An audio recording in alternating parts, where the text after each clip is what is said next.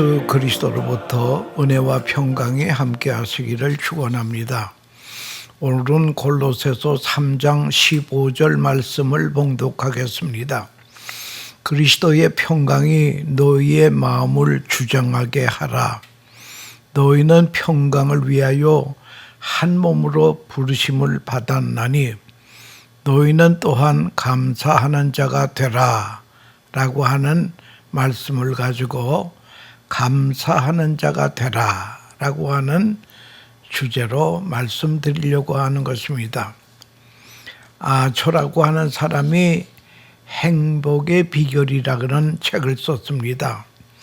거기에 보면 24세의 영국 청년이 런던발 이집트 도착 비행기를 탔습니다.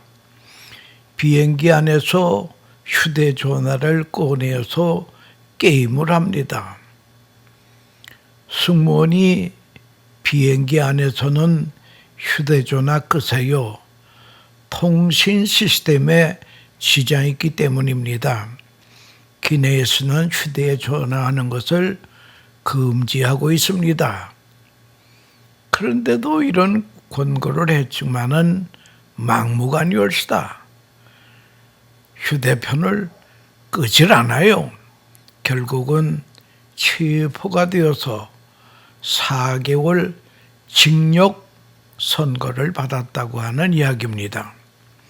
이 청년은 게임 중독에 빠져들어가는 것이 없다. 중독이란 한마디로 말해서 체질화가 되었다고 하는 것입니다. 우리 주변에서도 어린아이들이 게임 중독에 빠져서 밥도 안 먹고 물론 공부도 안 합니다. 잠도 안 잡니다. 이 중독이라고 하는 것이 아주 무섭습니다. 전혀 딴 인간이 되고 맙니다. 얼굴빛이 달라집니다. 이런 인간이 되어가는 것을 우리 주변에서 많이 보고 있습니다. 독일의 철학의 아버지라고 하는 임마누엘 칸트는 그의 유명한 말이 있는데, 사람이 살아가는 데 있어서는 나를 행복하게 하는 힘이 있어야 한다는 것입니다. 나를 행복하게 하는 힘이라. 그는 힘에 대해서 3가지를 말하고 있습니다.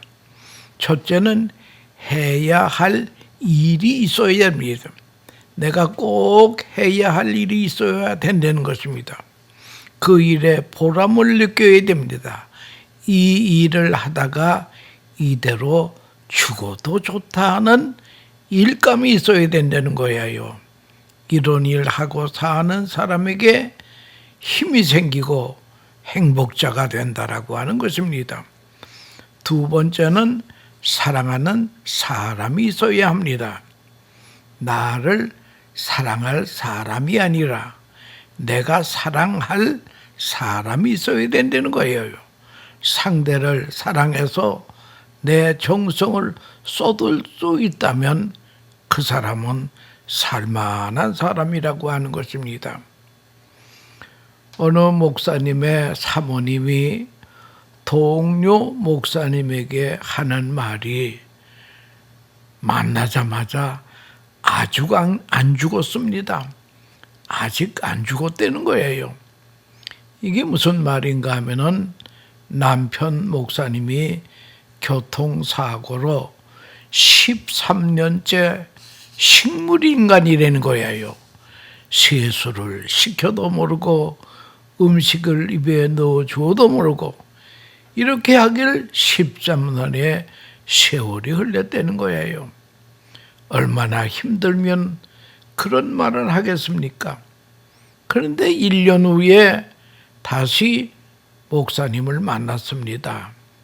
그때는 목사님을 세상을 떠난 다음이었습니다. 사모님 그간 수고 많이 하셨죠요. 그렇게 문안 인사하니까 사모님이 우리 목사님이 식물 인간으로 살아계실 때에는 그 사람은 왜 살아가지고 나를 괴롭히나? 언제까지 나를 힘들게 할 것인가 생각했지만 딱 돌아가시고 나니까 이제는 내가 살아야 할 이유가 없었습니다 하면서 손을 잡고 우시더라는 거예요. 우리가 두고 생각해야 될 문제올시다.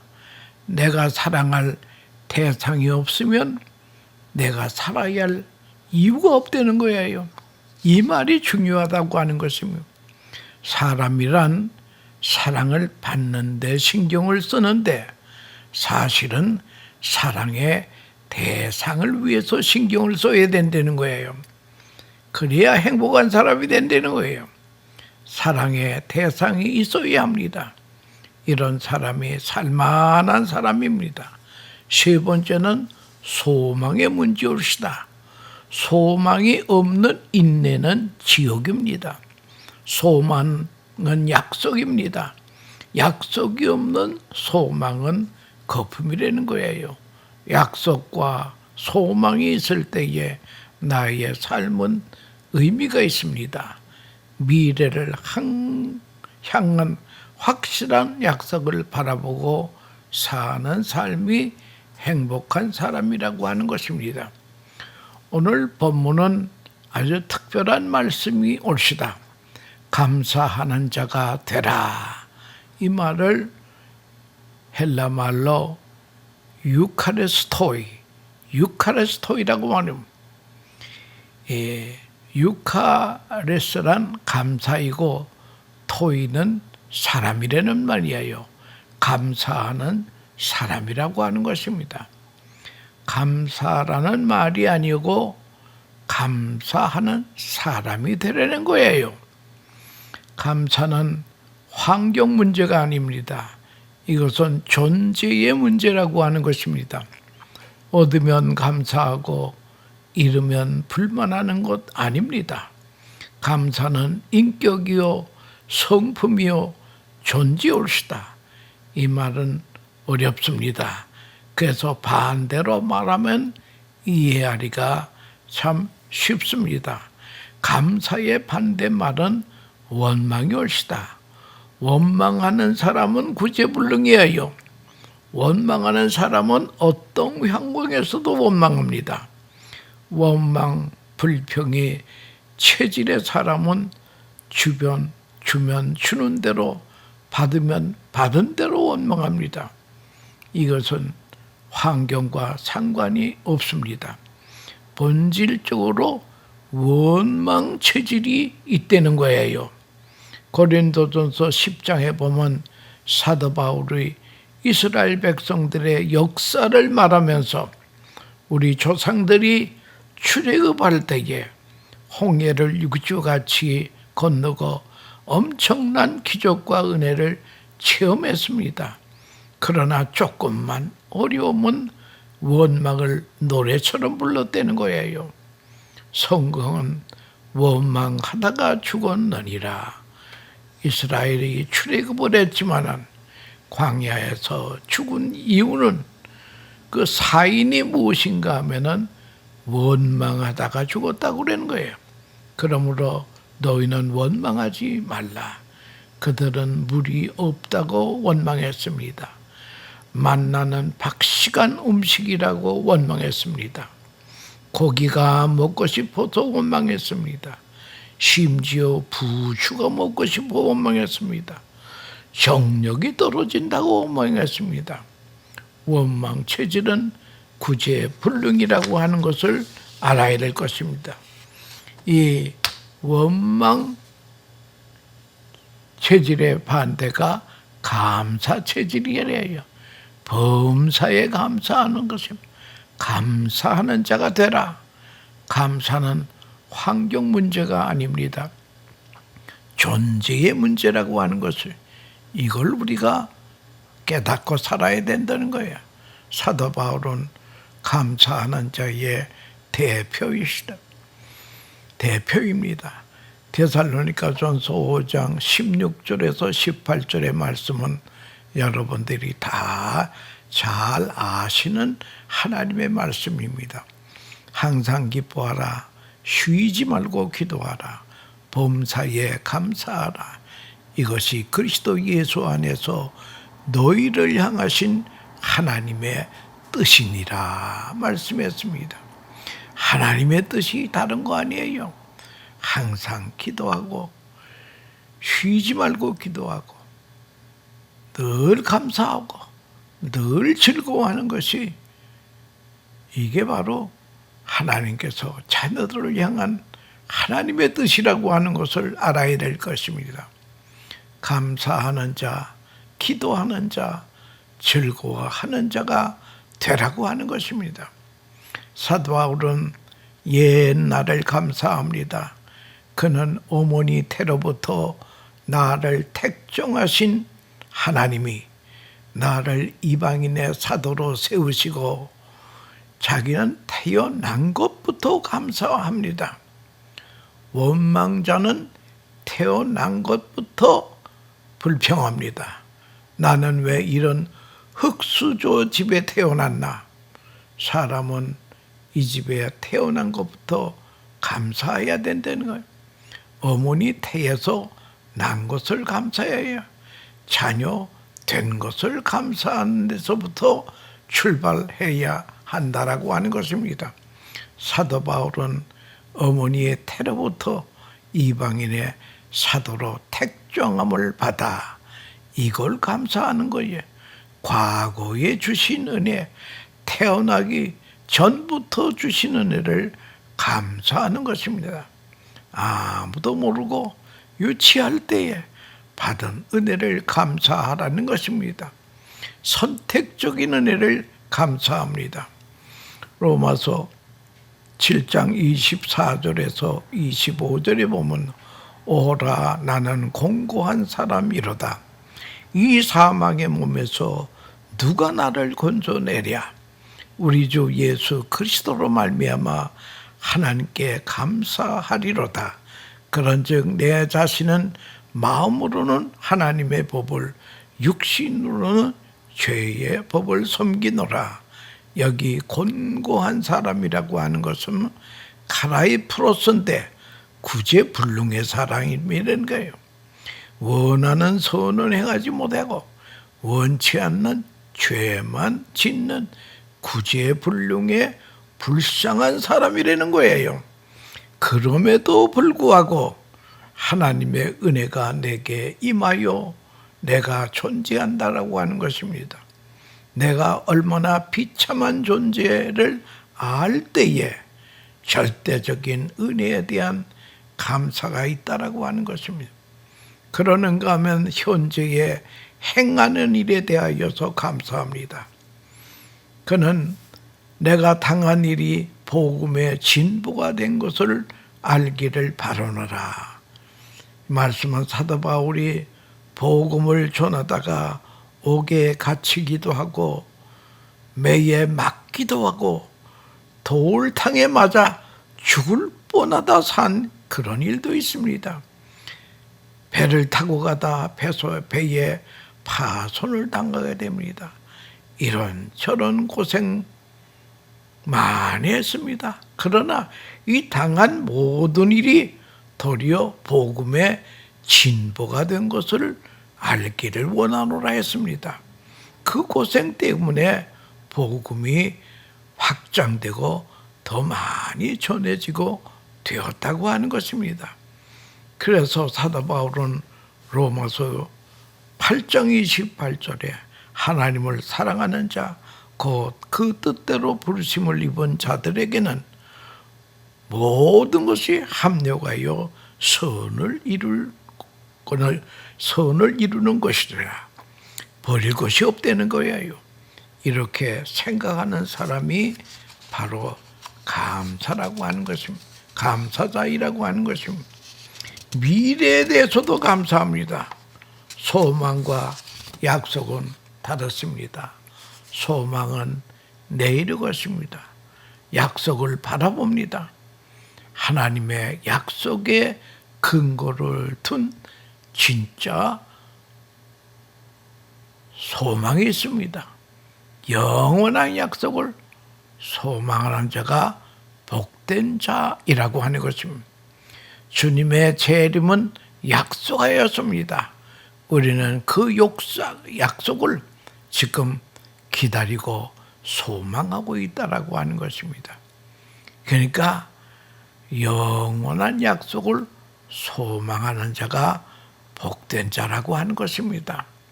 사도 바울은 내가 선한 싸움을 싸우고 나의 달려갈 길을 달려가고 믿음을 지켰으니 내 앞에는 의의 면류관이 있다. 이 은혜는 사모하는 모든 자에게니라. 성도들에게 약속한 면류관이 있습니다. 영원한 미래에 대한 약속을 가진 자는 행복자입니다. 영원한 약속을 바라보며 오늘의 현실을 바라볼 때에 우리는 범사에 감사하는 자가 되는 것입니다. 사도 바울은 자신이 감사하는 자였습니다. 빌립보서 1장 3절 4절에 내가 너희를 생각할 때마다 나의 하나님께 감사하며 간구할 때마다 너희 무리를 위하여 기쁨으로 항상 간구함은. 여러분, 이 빌립보서를 쓸 때는 이 사도 바울은 감옥에 갇혀 있을 때였습니다. 고생 중에도 생각할 때마다 감사하고 기도할 때마다 감사하다는 거예요. 그런데 우리는 어떻습니까? 생각할 때마다 원망하고 기도할 때마다 원망하고 왜 나를 이렇게 놔두느냐? 이 잘못된 기도입니다. 기도할 때 기쁨으로 간구해야 합니다. 생각할 때마다 감사하는 이성이 구원받았다고 하는 것입니다. 구원받은 이성은 이리 생각해도 감사요 저리 생각해도 감사올시다. 기도할 때마다 경건이 올시다. 기도의 내용이 감사입니다. 감사기도 안에 모든 기도가 다 포함이 되었다고 하는 걸 알아야 됩니다. 여러분, 그래서 우리는 이 감사라고 하는 것을 체질화돼야 된다는 거예요. 감성, 이성, 경건이 다 구원받은 자가 돼야 된다는 거예요. 감사하는 자가 되기 위해서 늘 기도해야 됩니다. 늘 행복을 확인해야 합니다. 감사를 생활화해야 됩니다. 감사 중독에 걸리는 것은 복된 중독이라고 하는 것을 알아야 될 것입니다. 본문은 이 사실을 잘 설명해 주십니다. 그리스도의 평강이 너희의 마음을 주관하게 하라.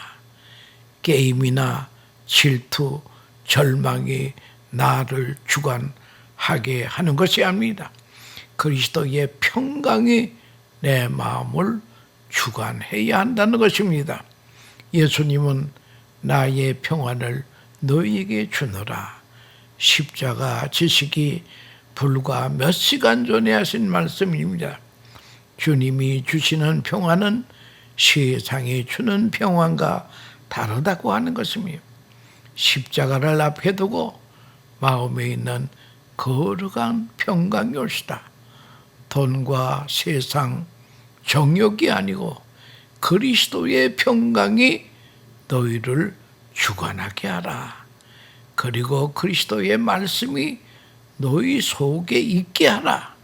그러기 위해서는 하나님의 말씀을 주야로 묵상하는 복 있는 사람이 되어야 된다는 거예요. 묵상을 떠날 때 잘못된 길로 가게 된다는 거예요. 하나님의 말씀을 묵상할 뿐 아니라 하나님을 찬양할 때에 어두움의 그늘은 다 사라지게 된다는 거예요. 특별히 찬송 중에 보혈 찬송, 이걸 많이 부르면요 모든 문제들이 해결이 된다는 거예요.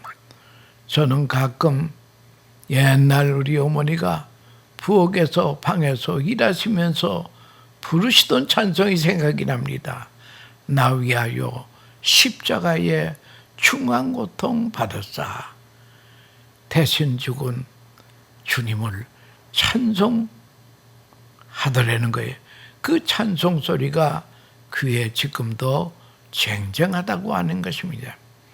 빌립 양시라고 하는 사람이 이런 책을 썼습니다. 예수님이 읽으신 성경. 거기에서 나온 한 토막의 이야기가 있습니다. 어떤 소년이 예언자에게 와서 말합니다. 예언자께서는 15년 동안 예언을 하셨는데 아직도 예언을 계속 하실 것입니다. 할 때 그때 예언자가 내가 예언하는 목적은 세상을 바꾸자고 하는 것이 아니라 세상이 나를 바꾸지 못하게 하는 것이다. 세상이 나를 바꾸지 못하게 하는 것이다. 여러분, 하나님의 말씀이 내 안에 있지 아니하면 나는 세상으로 기울여지게 된다는 거예요. 하나님의 말씀이 내 안에 충만할 때에 비로소 우리는 감사하는 자가 된다라고 하는 것입니다. 여러분, 말씀 충만이 성령 충만이라고 하는 것을 우리가 알아야 될 것입니다. 에베소 5장 18절에 이런 말씀이 있습니다. 술 취하지 말라. 이는 방탕한 것이니 오직 성령으로 충만을 받아라. 여기 술 취함과 성령 충만과 한 구절에 있는 거 보니까 상관관계가 있는 것 같습니다. 가만히 생각하면 그렇기도 해요. 술로 충만하면 동물의 모습으로 변합니다. 성령 충만하면 천사의 모습으로 변합니다. 술 충만하면 거짓말을 많이 하게 되고, 말씀 충만, 성령 충만하면 소금으로 고르게 함같이 은혜스러운 말을 합니다. 술로 충만하면 거짓말하게 되고, 성령 충만하면 진실한 말을 하게 됩니다. 술로 충만하면 술의 통제를 받고, 성령 충만하면 성령의 지배를 받습니다. 술로 충만하면 술 냄새가 나고, 성령으로 충만하면 그리스도 향기로 충만합니다. 이 술로 충만하면 말이 많아집니다. 그러나 성령 충만하면 복음 전파를 무식해도 잘합니다. 술 충만하면 술집을 찾고, 성령 충만하면 교회를 찾는다. 이 말이 다 맞는 것 같습니다. 감사의 대표적인 사람이 다니엘이 올시다. 그는 왕의 오인이 지킨 것을 알고도 전에 하던 대로 예루살렘 쪽을 향한 창문을 열고 감사의 기도를 합니다. 하나님만 섬긴다는 죄로 사자 굴 속에 들어가게 될 줄 알고도 늘 해오던 대로 감사 기도를 한 것입니다.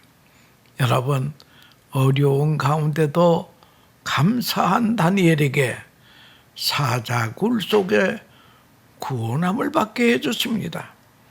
뿐만 아니라 그 나라의 총리 대신이 됩니다.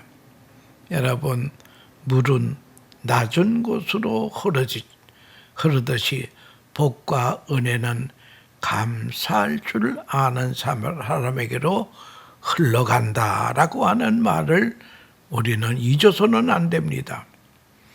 어느 해 독일 전역에 흉년이 들었습니다. 대다수 국민들이 기근으로 몹시 어려움을 겪을 때에 그래도 비교적으로 넉넉한 삶을 살고 있는 노부부가 있었습니다.